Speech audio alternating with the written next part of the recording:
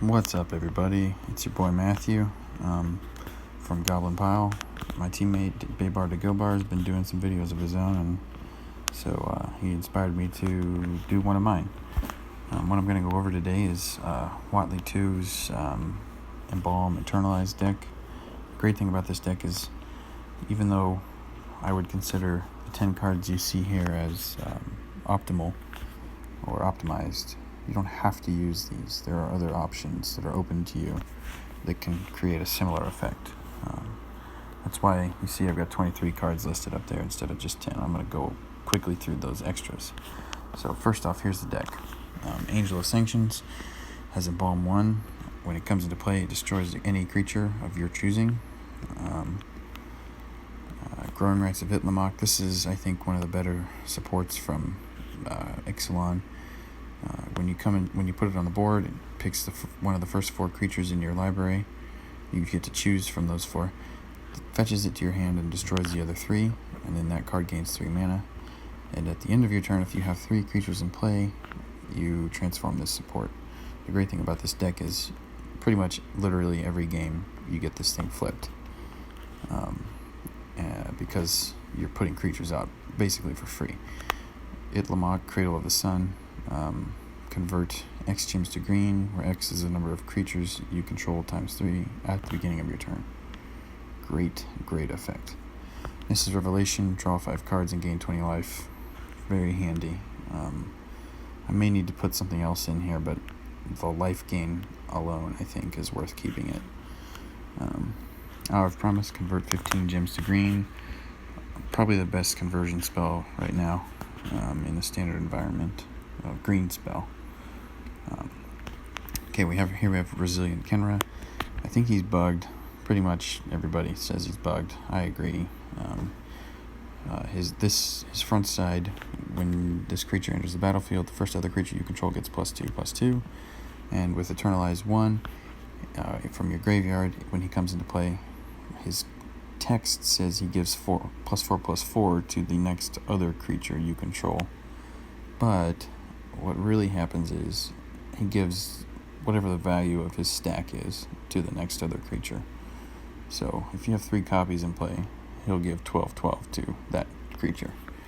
Ideally, you want that creature to be this little guy, because he has Double Strike.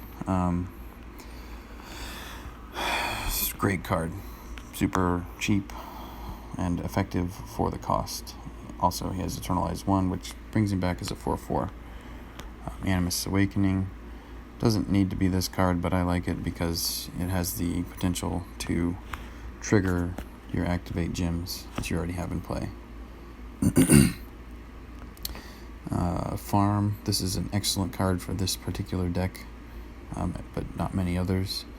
The idea is it serves as creature removal on the front, which is also handy because it's non-targeted. So if someone just drops a GR on you or a Samet,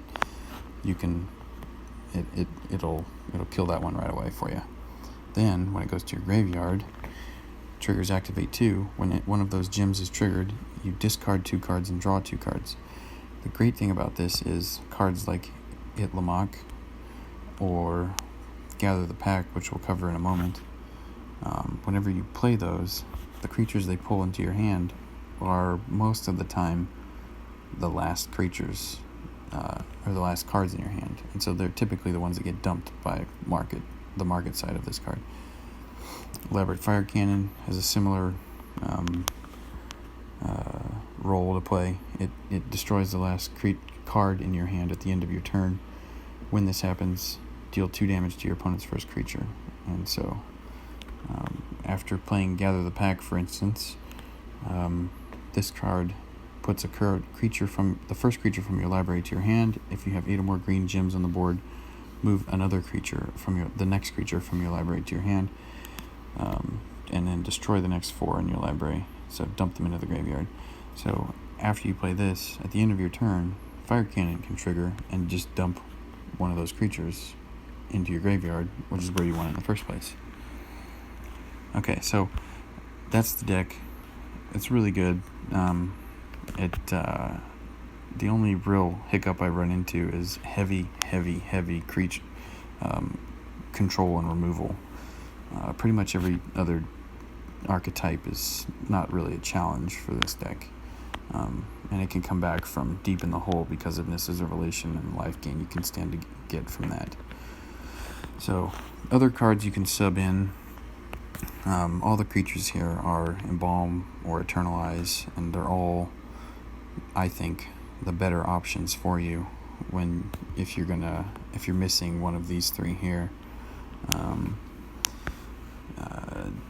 Just for various reasons, and if you aren't sure why, just go and look at them.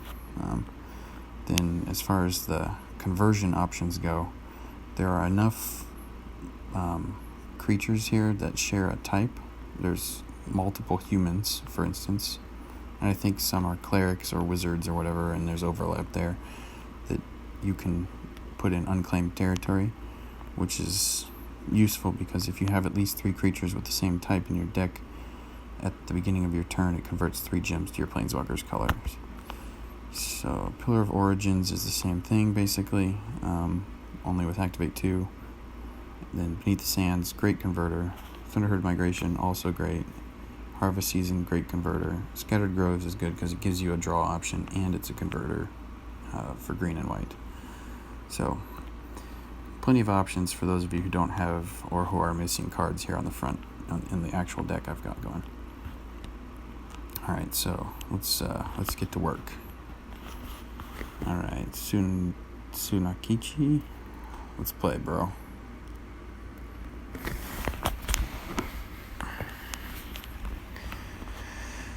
Okay. Oh, nice. Match 5 right off the bat.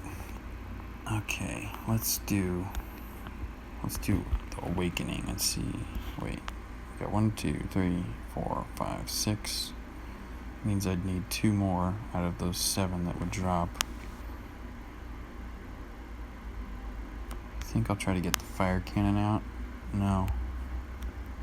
I'm going to do Awakening and see what ends up happening. Ooh, nice. Awesome. Ooh, even better. Okay. Here's what we'll do. We'll do that, obviously. And then that. Okay, and now we'll do this. Man. That went heavily in my favor. Okay. What did we get in the graveyard here? Got a Pouncer, Angel up there, and these 2 blacks are a Pouncer and a Kenra. So ideally we want to get a Pouncer into play first, because then the Kenra really just starts to stack up and make him phenomenal. But it doesn't look like that's going to happen right away. So well, I guess we could do that. Yeah, we'll put the 1 in my hand in play for now. And there goes the Angel. Awesome. And I can't believe he just freaking gave me that. Okay, so we're gonna put H2's first loyalty ability out, which is unbelievable. Create a support with whenever you match 3 or more white or green gems, gain X loyalty, where X is 3 plus the number of creatures and creature enforcements you control. It adds up ridiculously quick, so we'll do that for now. And then we want to put I want to get something. Oh wait, where was? We'll go with that for now. Yeah, why not? Yeah, and we might as well get rid of him too. It's not going to do 2 damage, so.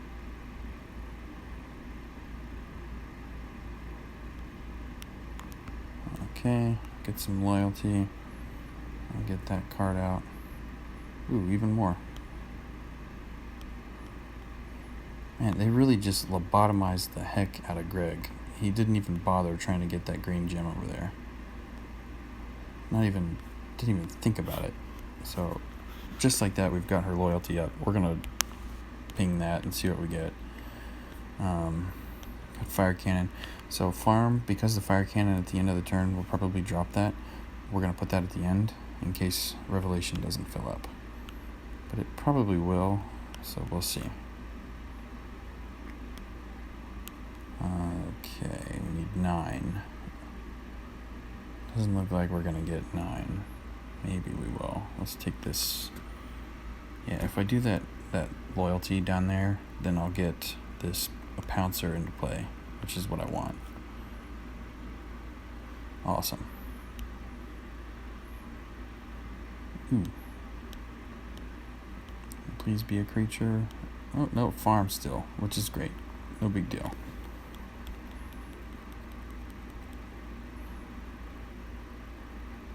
Oh, Quarry Beetle.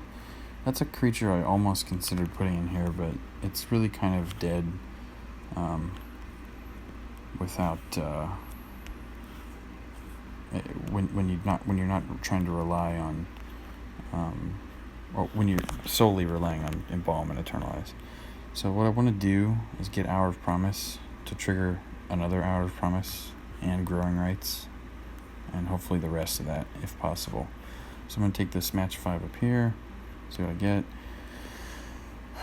8 loyalty, or 8 mana left on that hour, which is perfect because now I can do this with the white and the loyalty gem, and we're off to the races.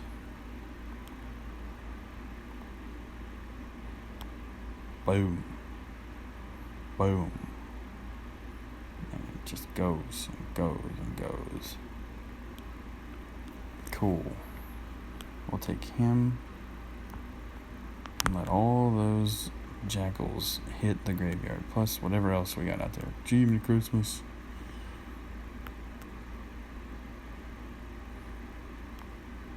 And he killed the beetle with farm. Cool. Alright, so we'll just get rid of all of this because we don't need it, because we've got our ultimate and we can just see what we get.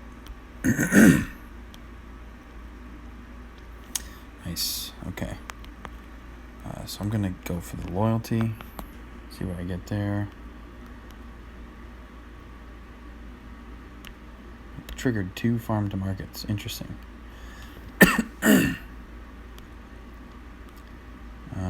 Okay.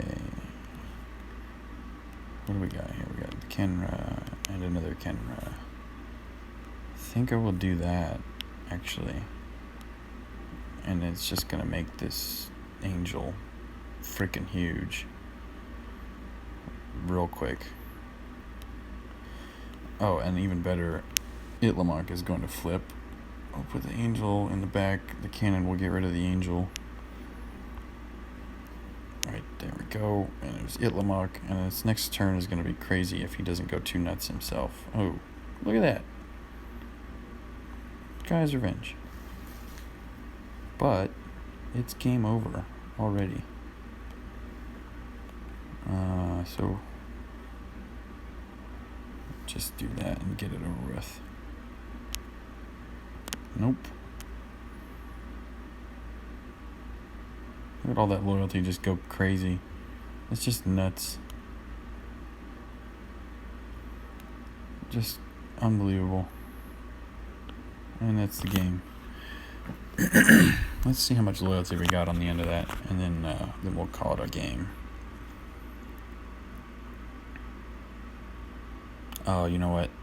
The event ended. Well, all right. Hope you guys enjoyed that. What I like about it is there are options for people who maybe don't have what I would say are probably the best cards for this. So, yeah, here we go. Let's look at the loyalty. 7 plus 12 plus 9, that's 28. Plus 6 is plus another 10. So 38 loyalty on just that one turn. It's crazy. I've had to get up to nearly 200, and that's without using the broken token problem that's going on right now. So, all right, enjoy.